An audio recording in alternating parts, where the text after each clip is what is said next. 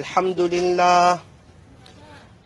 لله وكفى وسلام على عباده الذين اصطفى أما بعد فأعوذ بالله من الشيطان الرجيم بسم الله الرحمن الرحيم حسبنا الله ونعم الوكيل صدق الله مولانا العظيم وصدق رسوله النبي الكريم ونحن على ذلك لمن الشاهدين والشاكرين والحمد لله رب العالمين. محبت سے، ادب سے، عظمت سے اور اس استحضار کے ساتھ کہ میں یہاں ہوں، میرا دل مدینے میں ہے، درود شریف پڑھ لیجئے.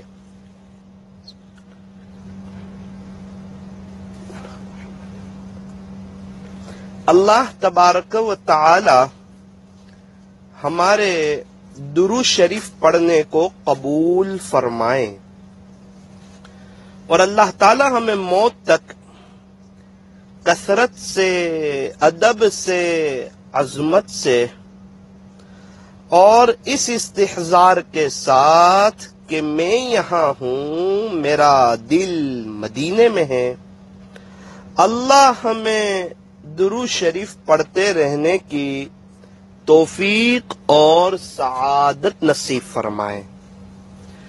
بہت ہی خوش نصیب ہیں وہ حضرات جو چلتے پھرتے، اٹھتے بیٹھتے درود شریف پڑھتے رہتے ہیں، درود پاک پڑھتے رہتے ہیں.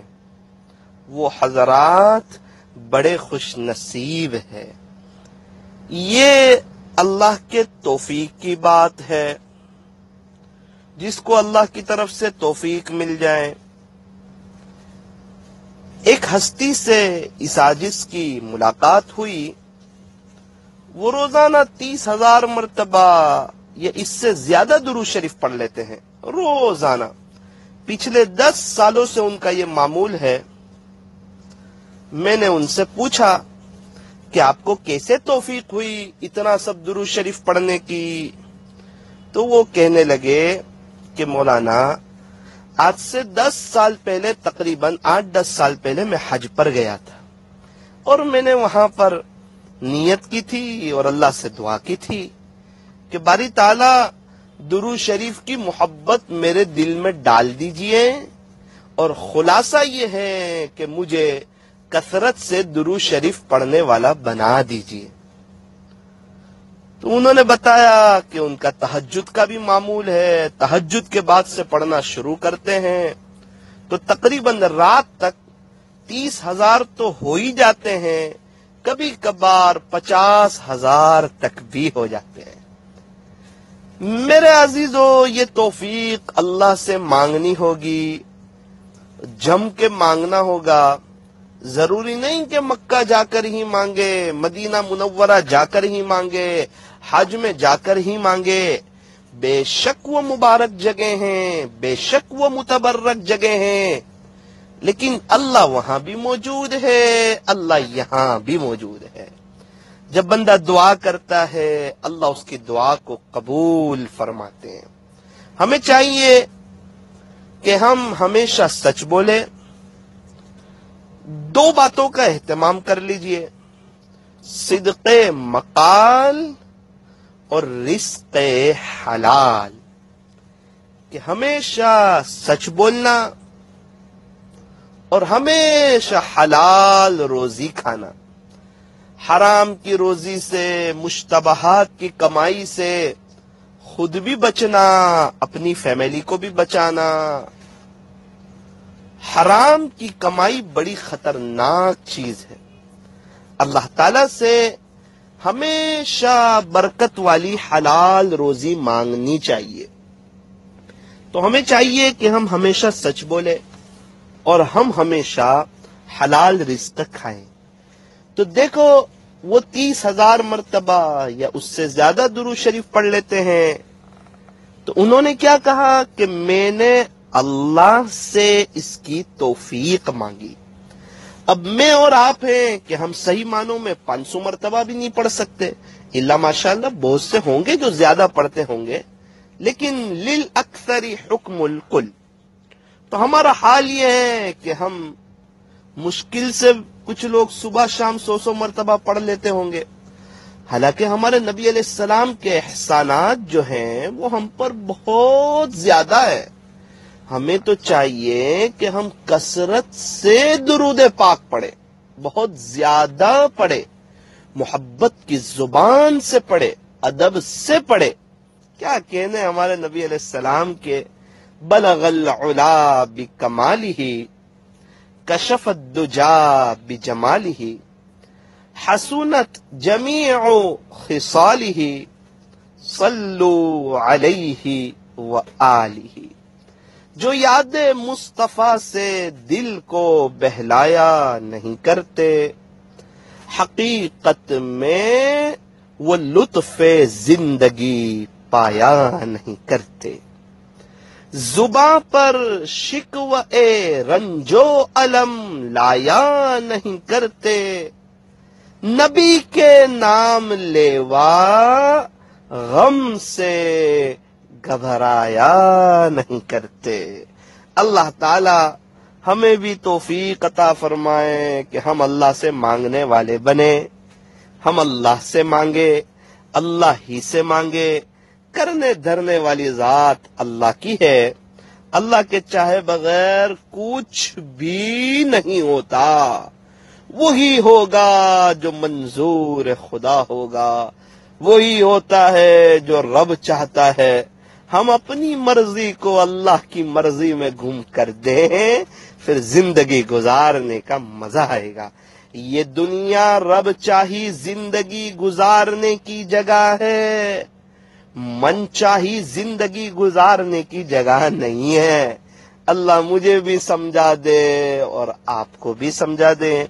تو آج کی مجلس میں اہم بات یہ ہے کہ میں بھی دعا کروں گا، آپ بھی دعا کریں، اور ہم جو ہیں اللہ سے توفیق مانگ لیں کہ اللہ وقت کی قدردانی کرنے والا ہمیں بنا دے، درود شریف کی محبت ہمارے دل میں ڈال دے، کثرت سے ادب سے درود شریف پڑھنے والا بنا دے. اے اللہ ہمیں سنتوں پر چلنے والا بنا دے. اے اللہ ہمیں سیرت کو پڑھ کر، سیرت کو سن کر، سیرت کو سامنے رکھ کر زندگی گزارنے والا بنا دے. اللہ تعالی ہمیں صحیح سمجھ عطا فرمائے. تو سیرت کی مجلس کے 5 پارٹ ہوئے تھے، یہ 6واں پارٹ ہے، ذرا دھیان سے سنیں. اللہ رب العزت نے لوگوں کو شریعت کے مطابق زندگی گزارنا سکھانے کے لیے انبیاء کرام کو دنیا میں بھیجا. پھر ان انبیاء کی مدد و نصرت کے لیے معجزات عطا فرمائے.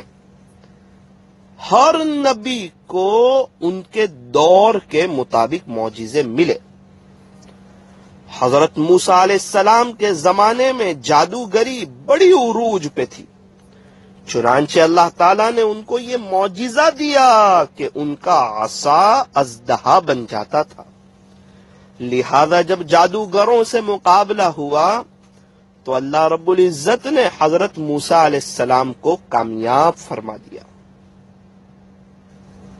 حضرت عیسیٰ علیہ السلام کے زمانے میں طب کا فن اپنے عروج پہ تھا. اللہ تعالیٰ نے حضرت عیسیٰ علیہ السلام کو معجزے بھی ایسے ہی عطا کیے. چنانچہ قرآن مجید میں ارشاد فرمایا وَأُبْرِئُ الْأَكْمَحَ وَالْأَبْرَصَ وَأُحْيِي الْمَوْتَى بِإِذْنِ اللَّهِ. میں اپاہج کو، برس والے کو ٹھیک کرتا ہوں اور مردے کو زندہ کرتا ہوں اللہ کے حکم سے۔ حضرت عیسیٰ علیہ السلام قم باذن اللہ فرماتے تھے تو مردہ تھوڑی دیر کے لیے زندہ ہو جاتا تھا۔ جب نبی علیہ السلام تشریف لائے تو عربوں میں زبان دانی کا فن اپنے عروج پہ تھا، شعر و ادب کا زمانہ تھا، عکاس کا میلہ لگتا تھا اور لوگ اس میں ہزاروں اشعار پڑھتے تھے۔ ایک ایک بندے کو ہزاروں اشعار یاد ہوتے تھے۔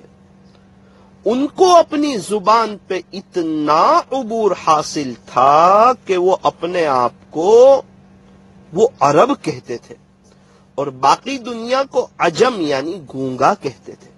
وہ کہتے تھے کہ عربوں جیسی فصاحت و بلاغت کہیں اور نہیں ہے۔ ان کو اس بات پر گھمنڈ تھا۔ اس دور میں اللہ رب العزت نے نبی علیہ السلام کو قرآن مجید عطا فرمایا۔ یہ ایسا معجزہ تھا کہ جس نے لوگوں کی زبانوں کو بند کر دیا۔